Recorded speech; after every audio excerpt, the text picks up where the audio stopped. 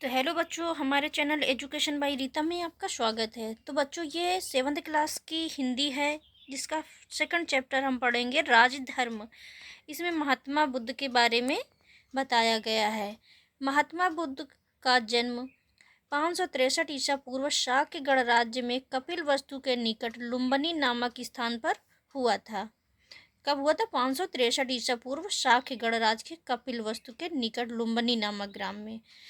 जातक कथाओं में बोधिसत्व के नाम से विभिन्न रूपों में उनके पूर्व जन्मों का उल्लेख किया गया है।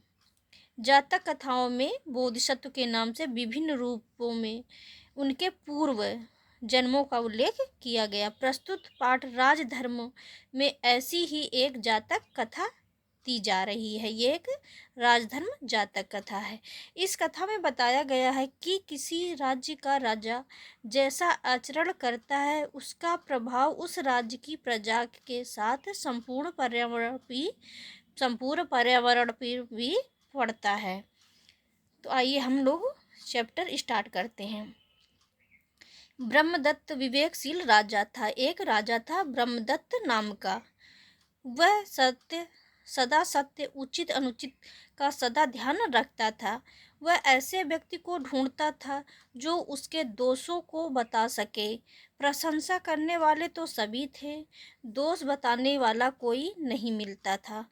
अंतःपुर, राज दरबार, नगर के बाहर सभी जगह लोग राजा के गुणों का बखान करते थे, पर उनके अवगुण बताने वाला कोई नहीं था। राजा ने सोचा कि जनपद में कोई ऐसा व्यक्ति मिल जाए जो उसके दोष बता सके। अतः दोष मतलब उनकी कमियां बता सके। अतः वेश बदलकर वह पूरे जनपद में घूमा, पर वहां भी उसने अपना गुण ही सुनने को मिला, दोष नहीं। फिर वह घूमता हुआ हिमालय प्रदेश पहुंचा। घने जंगलों और दुर्गम पर्वतों को पार करता हुआ वह सुरम में हिमालय प्रदेश में स्थित बोधिसत्व के आश्रम पर जा पहुंचा। कहाँ पहुंचा?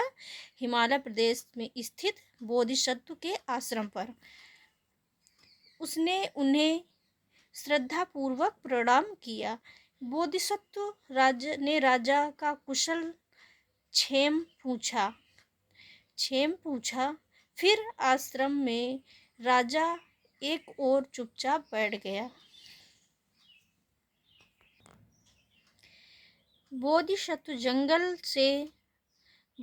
जंगल से पके गोंदे लाकर खाते थे। वे गोंदे शक्तिवर्धक और शक्कर के समान मीठे थे। उन्होंने राजा को भी संबोधित कर कहा, महापुण्य, ये गोंदे खाकर पानी पियो। राजा ने गोंदे खाए और पानी पिया। उसे गोंदे बड़े मधुर और स्वादिष्ट लगे। उसने बोधिसत्व से पूछा, भंते, क्या बात है? ये गोदे बड़े मीठे और स्वादिष्ट हैं।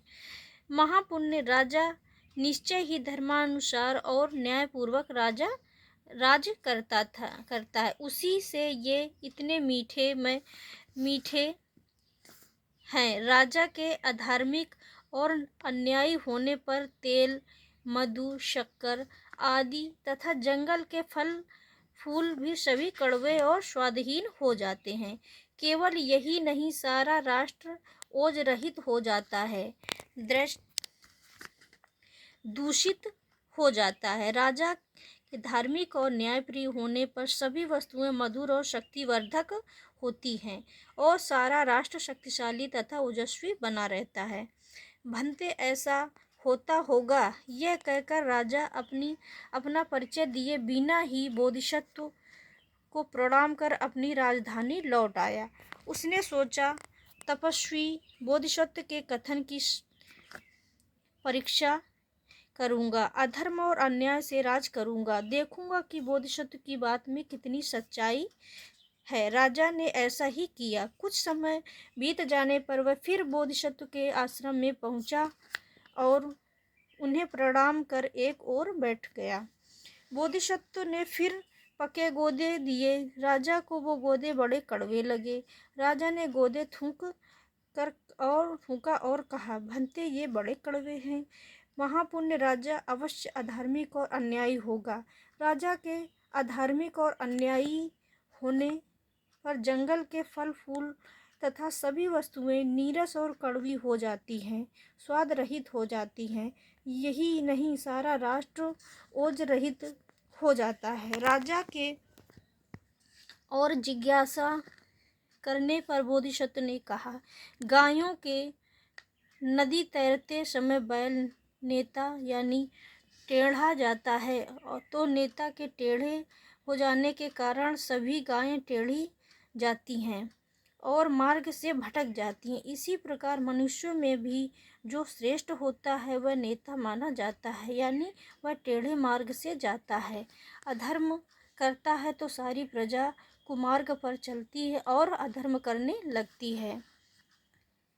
राजा ही नेता होता है। राजा के धर्म विमुख होने पर सारा राज्य दुख को प्राप्त होता है। गायों के नदी पार करते समय यदि बैल नेता सीधा जाता है तो यहाँ बैल का मतलब नेता से तात्पर्य है। नेतृत्व के सीधा जाने का कारण सभी गायें सीधी जाती हैं और नदी पार कर जाती हैं। इसी प्रकार मनुष्य में जो श्रेष्ठ माना जाता है वही नेता माना जाता है। यदि वह धर्म का अनुसरण करता है तो शेष प्रजा भी धर्म का मार्ग अपनाती है।